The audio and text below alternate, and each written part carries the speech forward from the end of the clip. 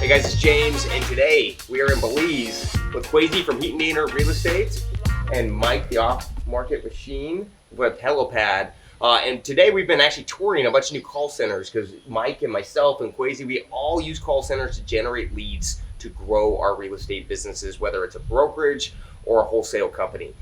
So right now what we're gonna do is we're actually gonna talk to the two sales beasts, and we're gonna talk about how they run their sales teams from a broker side and a wholesale outlet. So let's just kind of dig right into it. Let's do it. Yeah, so how I manage my sales team, I guess we'll kind of talk about the recruiting side. Yeah. You know, and how do we find these talents? Because I talk with a lot of people that are one or two man shows, they're closing deals, and then, you know, they're wanting to bring on that acquisition rep.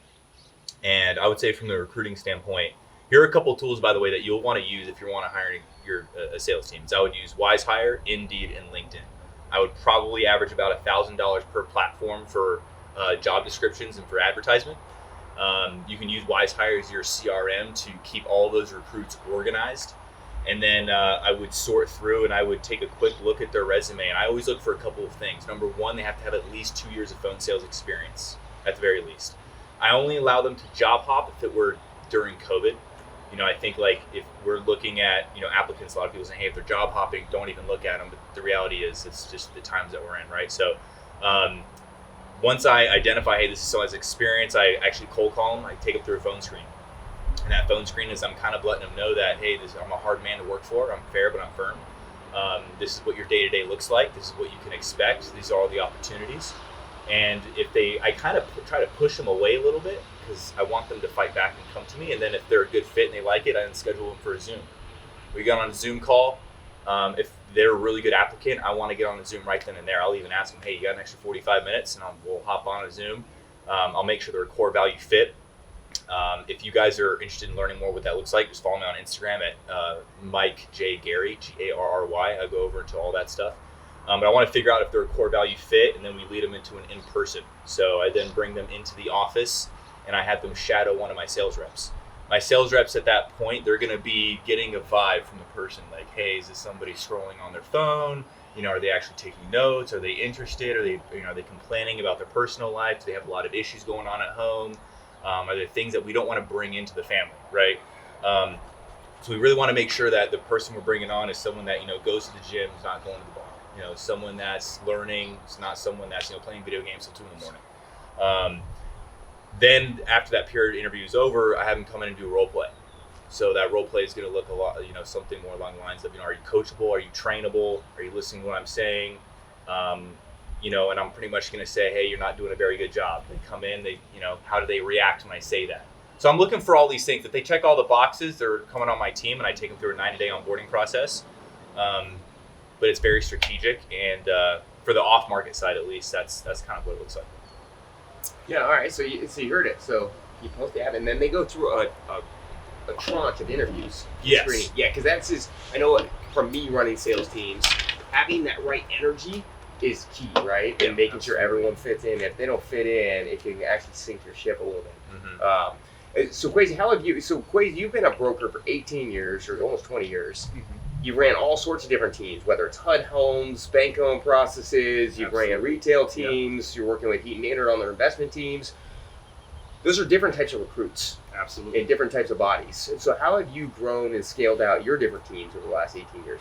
Well, the number one thing that I look at is who do I need for what position? So when you're doing, let's say, distressed sales, if you're doing HUD or REO, that's a different person. That's more analytics and being able to talk to an asset manager about property, be the eyes and ears, and then give them a value. When it comes to the retail side, completely different. For the retail side, I really think we're hiring for attitude because we can train the skill. I can train the skill. So I want to make sure, just like you were talking about culture and culture fit, they could absolutely sink your ship or they could raise the bar. Right? Mm-hmm. So one of the things that me and James talked about when I was taking the position was Lance Armstrong, right? All it takes is a little new blood, and sometimes that new blood into that sales team, right? And that's all it takes to raise the bar. So I think it's really, really important. I love what you said about the interview process and what you do there. And I think just dialing in what you really need for that position, who you're looking for, it's just so key, because you don't want to just hire people and hire bodies. You want to hire the right person, or it's going to end up costing you more money in the long run. Yeah, and those are all, different types of approaches too, right? Like the tranche of interviewing, you're looking for more experience, because also I feel like when you're hiring wholesalers too, they're pretty green a lot of times, and they're trying to get in. It's like their starting point in the business, and a lot of times, and I would say it's also a lot more revenue and investing based. Whereas like brokers, they like the whole service, they like the housing, they get it's more of like an all-encompassing thing with real estate, and so it's kind of two different types of demographics. So two different systems make sense.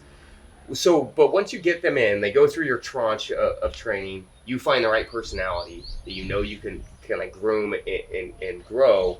What does that look like once they come on that team, and how do you take this brand? Because we're all starting new at some point, right? I was banging doors was terrible, and I had no training, so I had to teach myself. But it took me a really long time to get geared up. What does that look like? How do you keep these people moving forward and then not turning over too? Because we all know that turnover is the death of sales teams. Yep. Spending that much time, energy, and resources on somebody just for them to wash out is terrible. Well, I would say, just going back to what I said, is we're hiring for the attitude. Because there's an attitude that's like, are you a quitter, or are you somebody that's going to push through and do what it takes to win more clients, win the opportunity, and just keep going, right? You don't, failure is not an option. If we get the inclination that you're going to be somebody that as soon as it starts getting tough, you're going to quit. See, that's just not the right person. 80% of real estate agents fail within the first 2 years. So if we can pick out those people that we know that just are going to push through some of the adversity, we already know we have a better chance of seeing them through and being successful. But what do you do when they come in? So if you have a brand new broker, what does that look like to get them, get the motions going, right? To get in that fluidity of real estate where it's you live, eat, and breathe it, where it's it's part of your repetitions every day. Well, I think the biggest thing that they can learn right off the bat is you got to learn how to go out there and hunt, because as most real estate agents are 1099, so they are not getting a base pay. You only eat what you kill. So you got to go out there and you got to learn how to hunt. If you can do that one thing, you can have a really good career, because you have more opportunities. You're digging up more opportunities for yourself. And if there's other opportunities that come besides that from the people that already know you, like you, trust you, that's the easy stuff. But if you can cut your teeth on the hard stuff, which is prospecting and getting new deals, you're going to do okay. Yeah.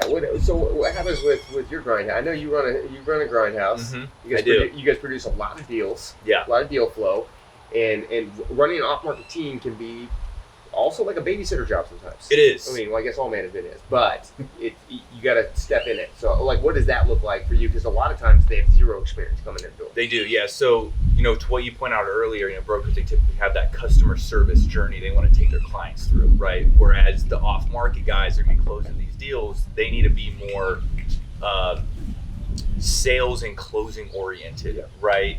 As far as getting the seller to the end goal, which is get the offer accepted. That's the whole goal is kind of the client acquisition. So what you pointed to earlier is finding out, hey, who's not going to quit? So once they're hired, I have a 5-day onboarding program where we do morning video classroom training in the morning, and then we do shadowing in the afternoon. On Friday, on that 5th day, because they always start on a Monday, we do video training, classroom training on Friday morning. I usually take them out, or my guy will take them out to a lunch, fill them up, get them real nice and full. And then we come back at 2 or 3 o'clock, and I pretty much say, hey, look, what we're going to do for the rest of the day is you're going to make 100 dials, or don't come back on Monday. I say in a very polite way. I'm sure it's polite. It's very polite, but that is, I don't care what your plans are tonight. I don't care how late you have to stay. I don't care. I want to see, and typically I like to get a couple of people that go through this process at the same time. Mm-hmm. And then I find the guy that actually stays till 9 o'clock at night. He makes his calls, and then he leaves without any sort of, there's no complaining. I got to watch the guy in the mud. But there are 3 really big things that I think are super important, especially when it comes to the management. my daily huddles, my pipeline reviews, and my call audits. So we have a daily huddle every single day at 9 a.m. sharp, and they all know to show up at 8:55. So what we talk about are, hey, what were our previous day KPIs? And everyone will verbally voice them, holds them accountable. What were your dials? What was your talk time? How many offers did we make? And how many were accepted? Obviously, the previous day, did you hit your goals? So they all report, the whole team together, what are my goals for today? Do I want 4 hours of talk time? Do I want to make 4 offers? It has to be specific as well. And you're doing this every day? Every day. That's without fail. That's machine. Yeah, every day. With every single rep, we do one pipeline review a week, 30 minutes, which is I go over your warm and hot leads, and then I as a leader, how can I be proactive on getting these people to the finish line, right, and helping them get there. Occasionally, I like to bring in a seasoned guy in that interview as well, so they can kind of chime in and give their input as well. And then the second thing that I like to do, or the third thing, is a call audit. I either like to do this, I can do this one-on-one with somebody for an hour if I think they really need it, or I like to do it as a team in general. We'll pull a call. We'll listen to it. What do we do right? What do we do wrong? What could we do to do better? I also have a checklist of our sales process where I can go through, and I always ask my rep, hey, before we even listen to the recording, how did that call end? Right? They say, well, it didn't end well. No. But how did it end? Like, what were the last words that were said? And is that the outcome that you wanted? No. Okay. Why do you think that was the case? And I talk them backwards from the call, right? And I ask them questions I would want them to ask the seller. I ask them questions I would want them to execute on that appointment. And if they can't tell me, it means that it wasn't done. Then we'll go through the recording, we'll check the box, and I'll say, and I like to turn it from an art to a science. So, hey, the reason you didn't get the closing was because you missed this box here. Yep. So instead of me like putting a lot of pressure on the overall process and then putting that pressure on my guy, I like to put the pressure on what's causing this issue here. Plug the hole. And then we'll do a quick role play. Do a quick role play. Hey, you got it? You understand it? Yes. Excellent. I always like to ask too assumptive questions. Hey, did you not ask the person that question because it made you feel uncomfortable, or maybe because you didn't know? Right? And that tells me, do we have a personality emotional issue, or do we have a knowledgeable tactical issue? And so it kind of helps me as their manager and their leader kind of guide them to the right path. So those three things really help bring out the best in them. And so I don't necessarily look at, hey, did you bring in this amount of money per month?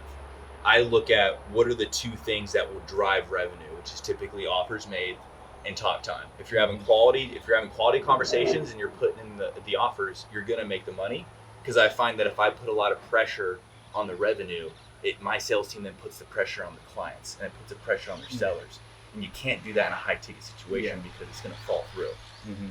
So contacts make contracts. Yeah. That is 100% true. If you want to get a deal, call more people. Yeah, it's a contact sport. Yes, for sure. Make touches. I do want to jump in because you said something towards the middle there that I try and focus on before people get on the call, which is role play. So I say we want to role play with each other, so we're warming up on each other. We're not warming up on our clients, right? So when you get somebody on, the money's on the line, you're already warmed up. You're in the zone, right? This is where you're at. You also said your weekly check-ins and your KPIs. I love that.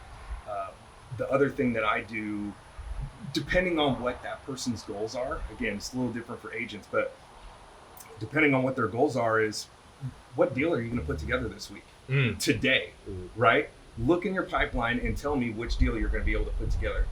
And if we can't come up with somebody that you're going to put a deal together, it means you got to go out there. You got to create more opportunities. And even if you close that deal, so the law of replacement in sales, if you're closing 1 out of 10, and you close one deal, you don't just replace that one person.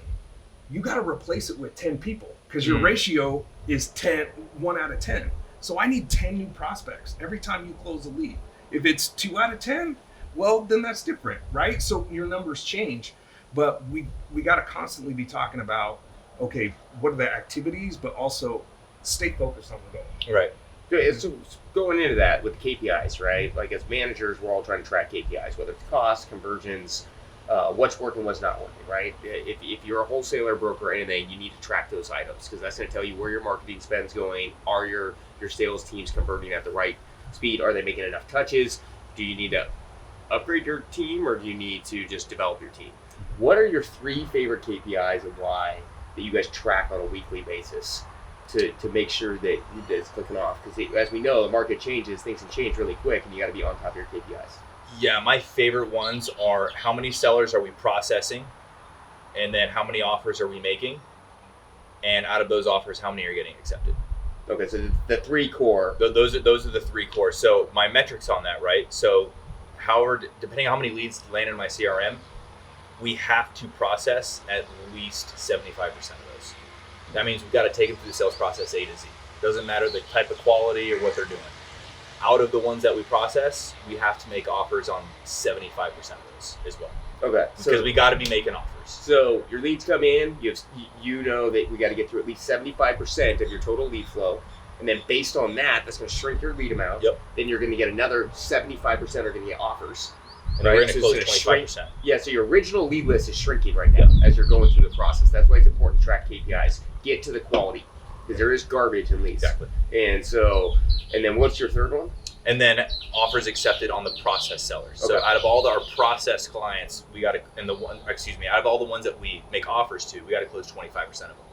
Yep. And you guys, those are really important for everybody, because that sets your expectations for the rest of your sales team, right? Like as you're doing your KPIs tell the story of where your salespeople should be if you have a good operational team.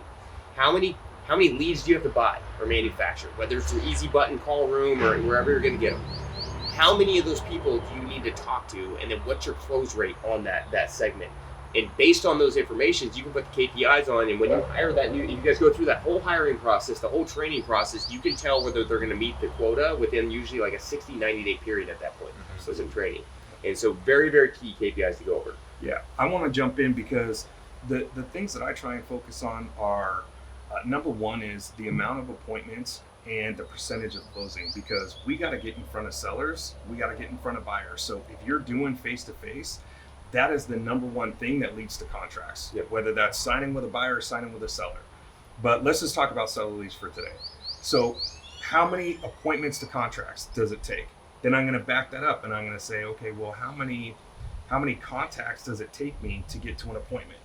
And then appointment to contract. So if I'm counting those segments, I know, depending on where you're either hitting your goals or not hitting your goals, is it a prospecting new lead issue, or is this a conversion issue? Are you talking to the people, having these conversations, but you can't close them in the living room or close them, over the phone? That really determines where I'm going to coach you and where I'm going to train you up. And so I can always go back, and it's never the person, like you were saying earlier, plug the hole. I'm not necessarily plugging the hole. I'm just saying, hey, this is where we got to focus the time. And if somebody's fudging their numbers, I can say, well, hey, if you're not setting enough appointments, it's just because you're not making enough phone calls. So if they start making the phone calls, then, they're either going to weed themselves out or they're going to start setting more appointments. Well, you guys, I want to thank you both for just hanging out. Hey, it's been cool hanging out in Belize. We all got to check out our call centers. Plug for Mike real quick. We got to meet a sales team that he's been training remote, which was amazing to see. There's 15 people dialing on phones that have all been trained by Mike. So they are sales machines. Do you do your morning calls with them every week, every day? Yeah. So I do my daily huddles with them. I also put them through my video training. We do call audits. I would have to say, at least at Easy Button, we're the most hands-on with our team. And I think that's the biggest thing that separates us, is actually caring and putting the leaders in front of the actual agents and callers. So yeah, the Easy Button, we use it ourselves at Heaton Dainard Real Estate. They are way more We've used all sorts of call centers. The quality is substantially better with the conversion rate. All right, so we're gonna wrap this up. We've been chopping up for a while. I'm sure we'll talk till midnight like we did last night. What if you had to leave? If a new broker wants to start their own team, right? They're going from broker to team, or you got a new wholesaler. A lot of wholesalers run solo lone wolf, and they want to build a team behind that. There are different models, right? At that point, what would be the 3 steps you would take to get going with scaling out your business? That's a good question. Yeah, I would say number one, you want to hire the right people. We talked on that as far as recruiting. Who's the right person, the right fit for your team? Number 2, I would say really focus on their KPIs and getting them trained up as fast as possible, but also getting them trained up or learning when to cut ties If you got somebody who is just taking more time, more work than it really needs to be, right? What is the saying? Hire slow, fire fast. If they're not the right fit, you gotta let them go. But and then after that, it's focus on the leveraged opportunities. So like with Easy Button, I can go out and I can make those calls, or a single agent can make those calls. But if you can get 2 or 3 people making those calls, setting up opportunities for you and your team, that is the highest profitability for you as an owner, as a team leader, is to be doing leverage activities and providing those opportunities to your team. Yeah, I would say, first and foremost is you got to have runway. When you're starting to, if you really want to scale a team, you got to have reserves. I mean, you got to have 3, 6, 12 months of cash reserves, because you could have, honestly, if you're really starting this out, your first 2 to 3 hires likely aren't going to be the best. So if they're not generating, and if you're running an off-market company and you're paying bases, those bases are going to get absorbed very quickly. So you want to have runway. You got to be able to have a legitimate, systematized, down to the science, 90-day onboarding program to bring in people that will, can, and are able to sell. And then the third thing that you need to do is build out that management day-to-day schedule where you're holding everyone accountable, because you can take A players and you can turn them into D players if you're not leading them the right way. So those are the things that you absolutely have to do if you want to scale. Yeah, and you can also take a D player and turn them into an A player if they have the right motivation. Absolutely. Yeah, so it's all about the training. Mm-hmm. So I want to thank you guys. Good chopping it up. I'm sure we'll be chatting late night tonight. Oh, yeah. And for everybody, if you're trying to start your real estate broker team or your wholesale team, make sure you check both these guys out. They do a lot of deals, get a lot of deals done. That's what it comes down to. Contacts equal contracts. Let's go.